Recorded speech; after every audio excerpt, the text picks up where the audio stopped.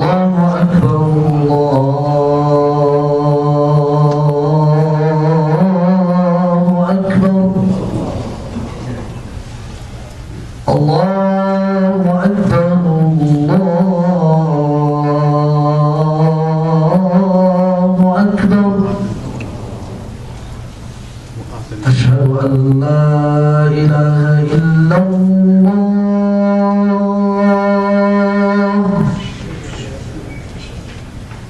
أشهد أن لا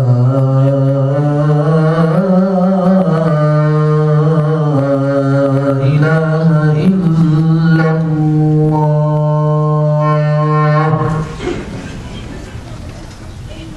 أشهد أن محمدا رسول الله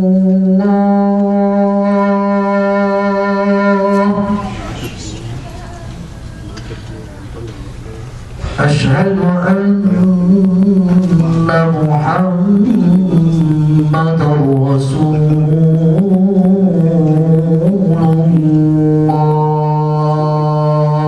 الله حي على الصلاة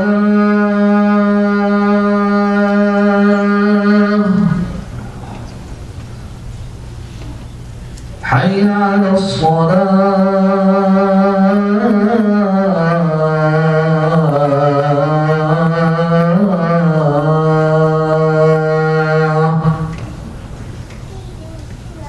حي على الفلاح حي على الفلاح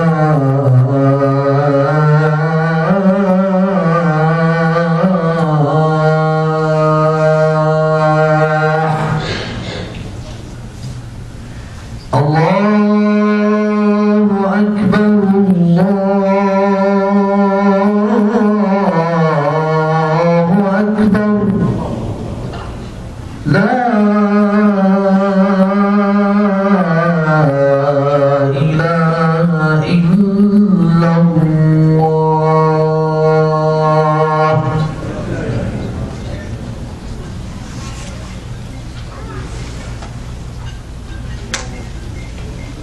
الحمد لله نحمده تعالى ونشكره ونستعين به ونسترشده ونعوذ بالله من شرور أنفسنا ومن سيئات أعمالنا من يهده الله فهو المهتد ومن يضلل فلن تجد له وليا مرشدا وأشهد أن لا إله إلا الله وحده لا شريك له أرسل رسوله بالهدى ودين الحق ليظهره على الدين كله ولو كره المشركون اللهم صل وسلم وبارك على سيدنا ونبينا وحبيبنا وقائدنا ومرشدنا وحجتنا وشفيعنا محمد وعلى آله الطيبين الطاهرين وصحبه أجمعين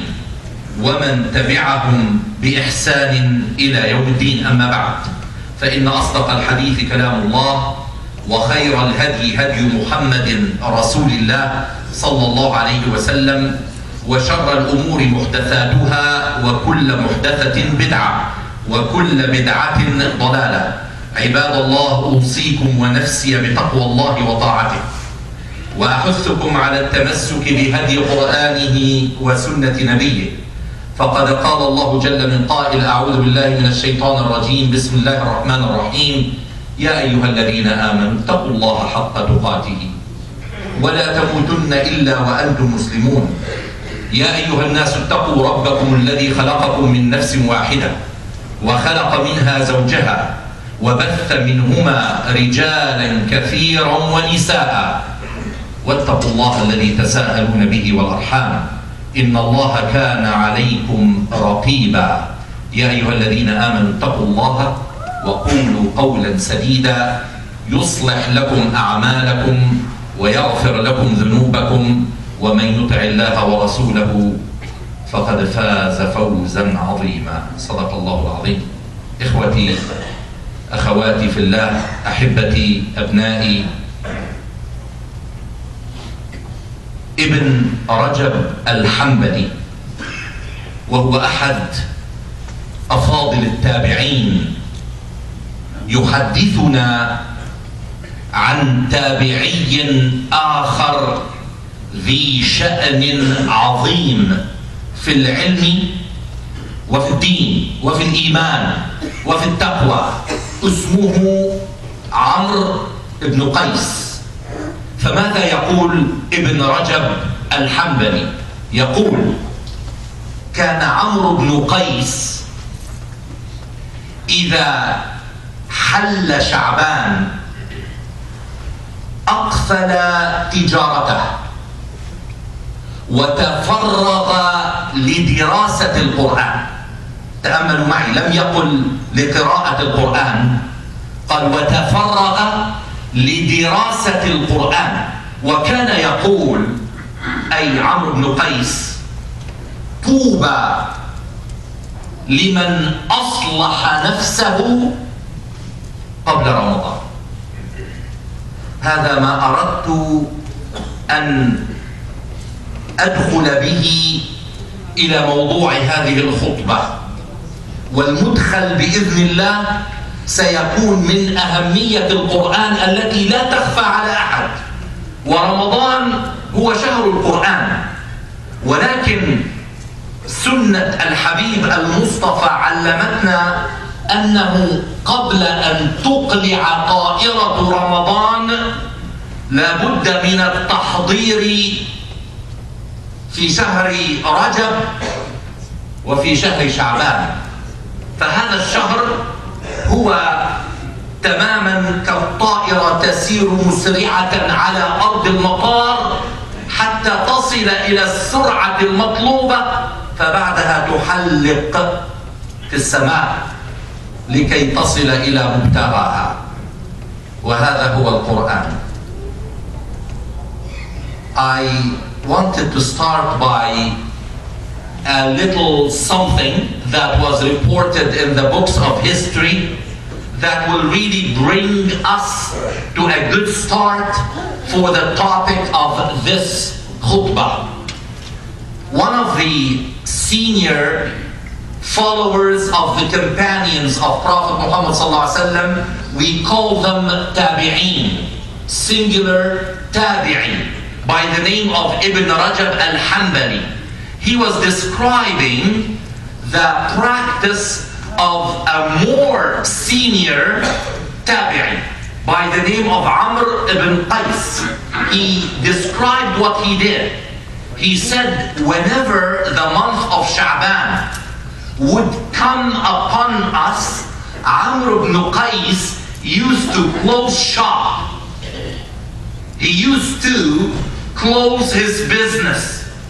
Now obviously I don't want us to say, oh, are we expected to stop working in Sha'ban? Obviously no.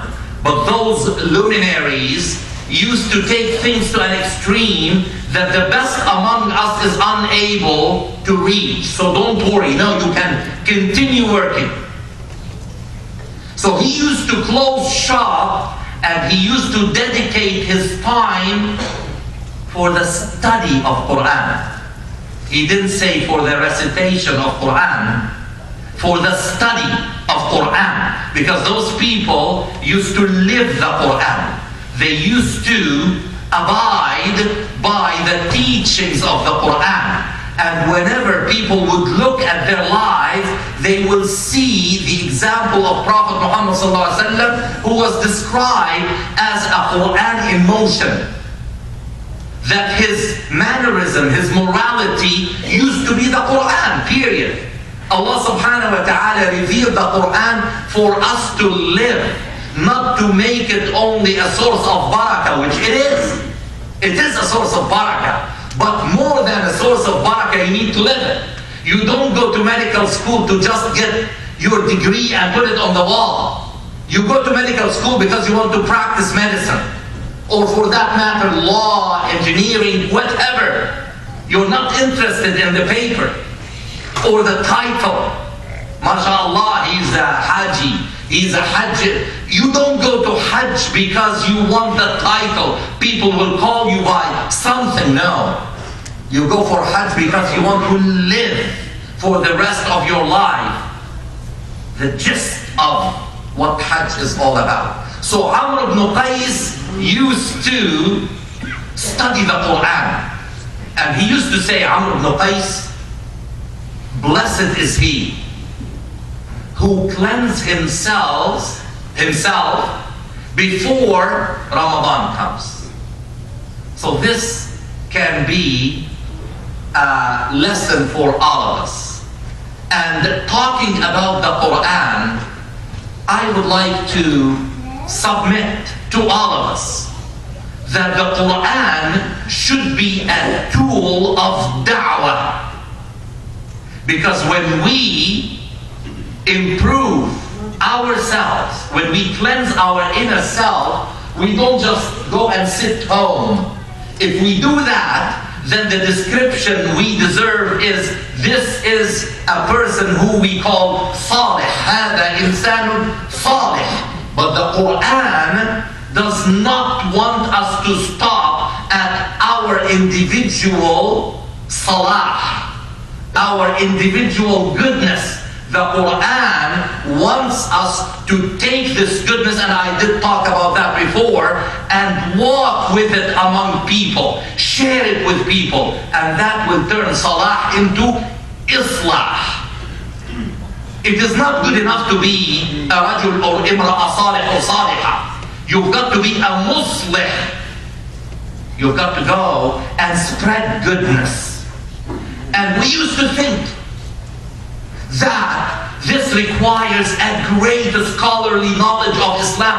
I am not qualified to spread the message of Islam. But today, I want again to submit to all of us 3 examples which may be known to many among us that show recently, right now. I'm not going to go to history so that nobody will say, yeah, but this worked before. No, I want to talk about examples from the past month. If you remember, last khutbah I gave at the Islamic Center, I talked, among many things, about the infamous Punish a Muslim Day. Remember, April 3rd? There was a movement that started in Liverpool, England, where they wanted to have, or they did have, a list. If you do this, you get so many points. If you do this, you get so many points. Some said it's a hoax, some said, but the truth that I found that it did exist, even though it did not fly. It did not go anywhere. But it did start, and they called for April 3rd to be a day to avenge, to do something that can teach Muslims a lesson. That was in Liverpool, April 3rd. So the first example of da'wah I want to share with all of us is that in Liverpool there is the famous soccer team called Liverpool. And playing in that team is a Muslim from Egypt by the name of Muhammad Salah. Many of you might have heard the name. Muhammad Salah happened to be a very skillful soccer player. Every game, for those who follow soccer, every game, a goal or 2 or 3 that made the people of Liverpool go crazy about him. Well, that is soccer, like any other game. But what Muhammad Salah did is that he did not play ball only. He did not play soccer only. He is not a scholar of Islam. Actually, for people who know him, he does not know much, but what he knows are the simple manners of Islam. He respects elders. He respects leadership. Whenever he scores a goal, he goes down and he prostrates as a sign of thanking Allah subhanahu wa ta'ala for that favor. He talks nicely. He used the money that he made, millions of dollars, to build hospitals in his town in Egypt. He did a lot, to the point that people of Liverpool started to make chants to follow the deen of Muhammad Salah. And I was told by a person who lives in Liverpool that he had to change masjids every Jumu'ah because people of the masajid could not accommodate Muslims as well as non-Muslims who came to learn about the deen of Muhammad Salah. He did not give a speech, he did not give a lecture, he did not do any of that, but he behaved as a Muslim. He behaved with the manners of Quran. He understood the dua of Rasulullah sallallahu alayhi wa sallam, Allahumma hdina li ahsani al-akhlaq, فإنه لا يهدي لأحسنها إلا أنت واصرف عنا سيئها فإنه لا يصرف عنا سيئها إلا أنت. This is the dua that Rasulullah sallallahu alayhi wa sallam taught us. Oh Allah, guide us to the best of manners, because no one can guide us for that except you, and shield us from bad manners, and no one can shield us from bad manners except you, O Allah. We want to be ambassadors of Islam, of the akhlaq of Islam, the Muslims that do not go into road rage, the Muslims that do not follow a bad deed with another bad deed. When Allah subhanahu wa ta'ala in Surah Fussilat tells us that follow a bad deed with a good one, and if you do that, the person with whom you have a disagreement or even enmity will turn into a bosom friend, will love you for that. Islam came to spread goodness, not to be absorbed by others, because after that, what will the difference be? Just the 5 daily prayers? People outside do not know what 5 daily prayers do. Actually, if they know that we spend our day praying 5 times every day, they say they are crazy. We've got to explain it by example. And that's example number 1, Muhammad Salah. Example number 2, again from soccer. There is a Turkish-born Muslim soccer player who played on a German team, and he was to kick a ball from the corner. And as he was preparing to do that, someone who didn't like him just took a piece of bread and threw it at him, threw it on the field. Now that person looked and he found that piece of bread. He stopped what he was about to do. He bent down, he took it, he kissed it, put it on his forehead, then he put it on an edge of the wall beside him.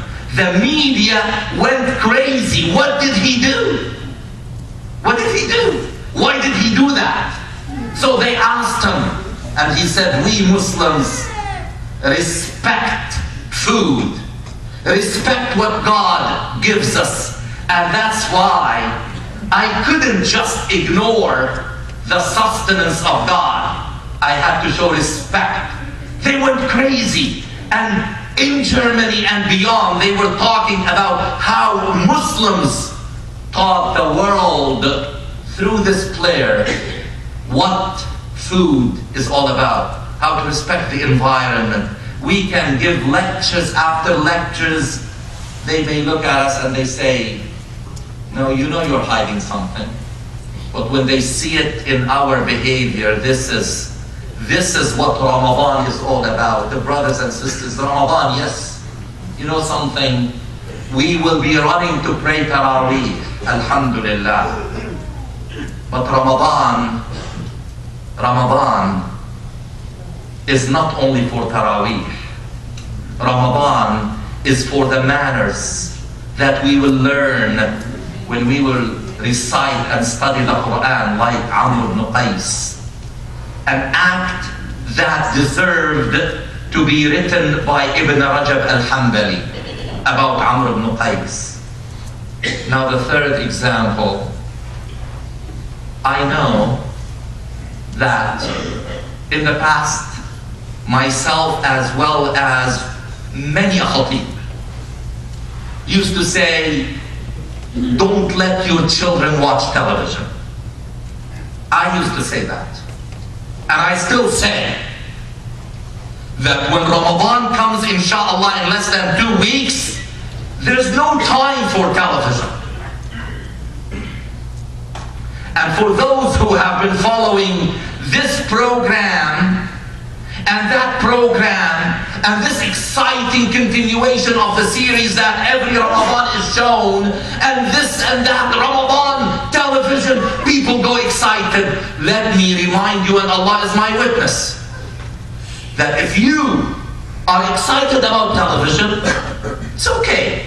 I will say almost all of those programs are shown again as repeats after Ramadan. But Taraweeh can only be prayed in Ramadan.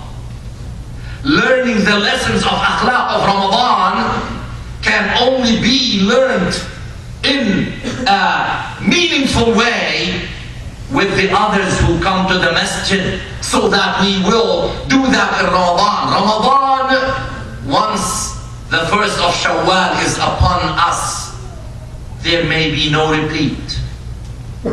So television can wait. But having said that, I want to talk about the third example from none other than television. I mean, when the new idea of having Islamic channels came upon us about 15-20 years ago, and there are many such Islamic channels, the best in programming is a well-known da'i or sheikh sitting behind a desk and giving another Jum'ah prayer, another Jum'ah khutbah, another lecture, to the point that we tell our children, oh, you know, such and such will this. Have no time for this. Let's face reality.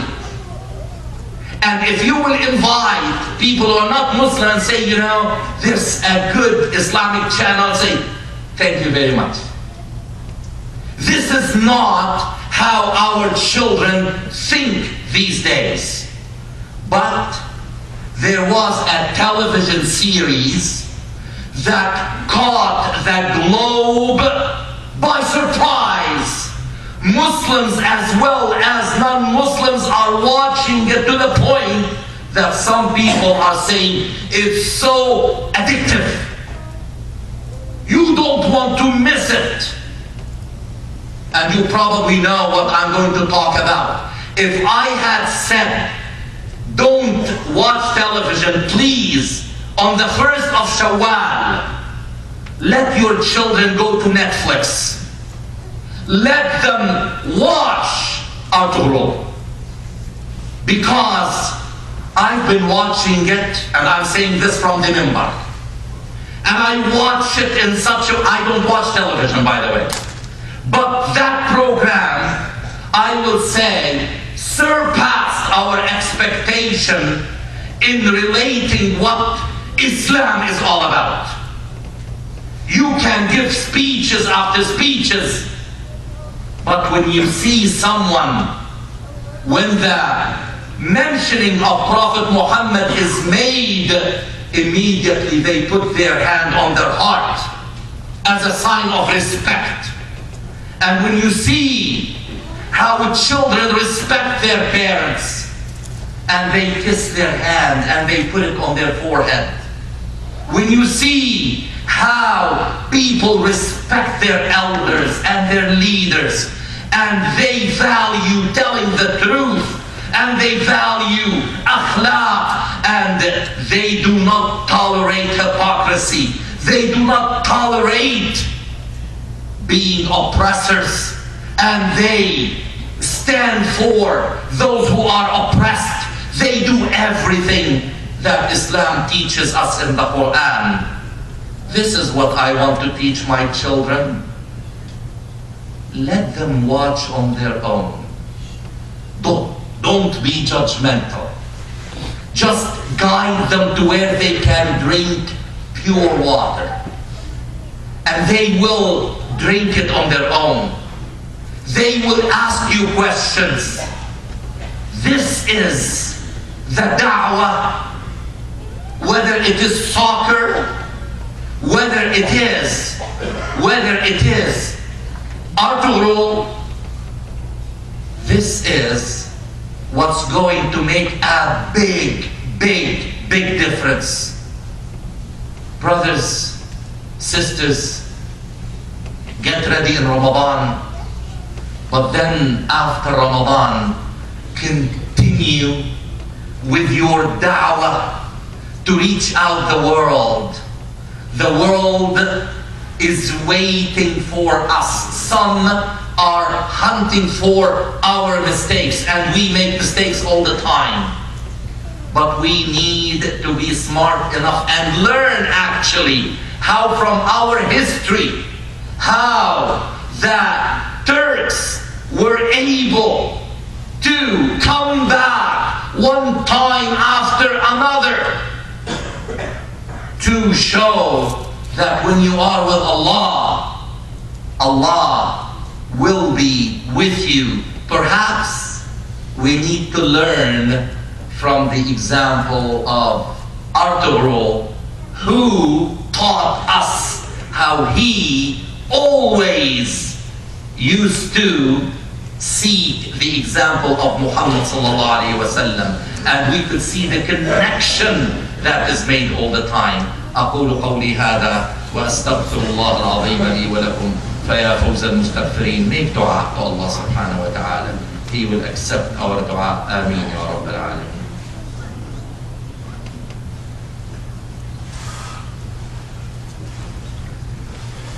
الحمد لله وأشهد أن لا إله إلا الله والصلاة والسلام على رسول الله وعلى آله وصحبه ومن والاه. رب اشرح لي صدري ويسر لي أمري واحلل عقدة من لساني يفقهوا قولي. My dear sisters and brothers, dear children, I read statistics that disturbed me a lot, and probably you know that I really, I'm a fan of stats. I like to see numbers so that we can relate to those numbers and do something. Stats from 2017 reported last month showed that American Muslims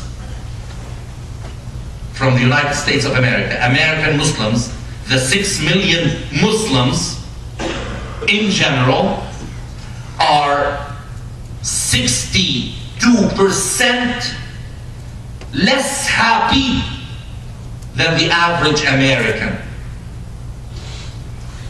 That disturbed me. Why?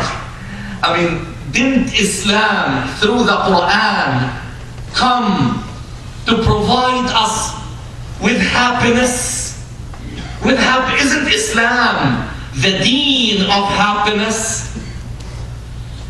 Didn't Rasulullah sallallahu alaihi wasallam used to say, "Arihna biha ya Bilal"? Bring us comfort through salat, O Bilal. So what happened? What's going on in 2017? We are not like everybody. We are less by 62%.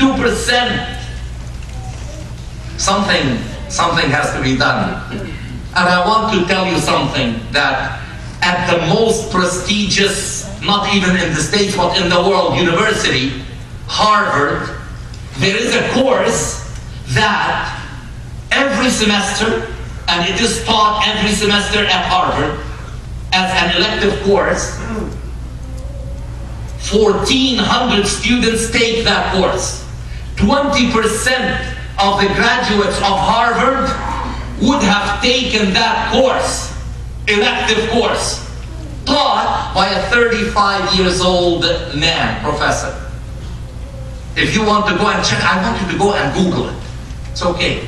His name is Ben Shahar. It's written S-H-A-H-A-R. Benjamin Shahar. It's not Shahar, it's Shahar. That's how you pronounce it. Now Ben, 35 years old, teaches in this course 3 things: happiness, self-esteem, and motivation. How to be motivated, how to develop self-esteem, and how to be happy. How to be happy.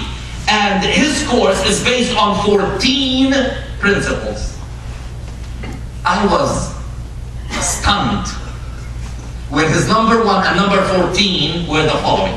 Number one, he said, if you want to be happy, you need to thank someone for all the goodness you have, and that someone is none other than God.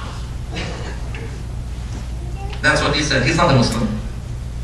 You have to thank Allah subhanahu wa ta'ala for all the goodness you have. As Muslims, that's what we have to do. And number 14, he said, if you want to be happy, you need to develop your faith in God. You need to develop your faith in God. Now our faith comes to us through the Quran, through Ramadan, through Sha'ban, through Laylat al-Qadr, through Qiyam, through Monday and Thursday fasting, through a day like today, Jumu'ah, through the 10th of Muharram, through the day of Arafat. You want me to keep on going? This is our deen giving us ropes that are twisted together to make one rope. And Allah in Surah Al-Imran tells us, وَاعْتَصِمُوا بِحَبْلِ اللَّهِ جَمِيعًا. You know what's Hablullah? You know what the Mufassirun said, Hablullah, and hold fast to the rope of Allah. You know what's Hablullah? It's none other, as the Mufassirin said, than the Quran. This is Hablullah. And hold fast to the Quran. Don't, well, maybe you have no choice. I have no choice, but I'm saying it lovingly. Don't let the time when Malak al-Maut, the angel of death, will come without appointment and say it's time. Don't let that happen without you having studied to the best of your ability the Quran. Don't let that happen. Because Allah subhanahu wa ta'ala is not going to say, okay, what did you know from the book? Okay, you didn't know, so you are forgiven. No. You know, I told you once about a book called مَا لَا يَسَعُ الْمُسْلِمَ جَهْلُهُ. There are things we cannot afford not to know. Each and every one, even those who don't read or write. This is the Quran now. And halaqat al-tahfiz, halaqat al-dhikr, halaqat al-ilm are right here. What's our excuse? So don't forget. علموا أولادكم الرماية السباحة والرماية وركوب الخيل. Teach them these things. So let them watch Artogrol after Ramadan. Let them learn to be Muslims by seeing others through their example. اللهم صل على محمد وعلى آل محمد كما صليت على إبراهيم وعلى آل إبراهيم وبارك على محمد وعلى آل محمد كما باركت على إبراهيم وعلى آل إبراهيم في العالمين إنك حميد مجيد. اللهم اغفر لنا ذنوبنا وخطايانا وإسرافنا في أمرنا وكفر عنا سيئاتنا. اللهم أرنا الحق حقا وارزقنا اتباعه وأرنا الباطل باطلا وارزقنا اجتنابه.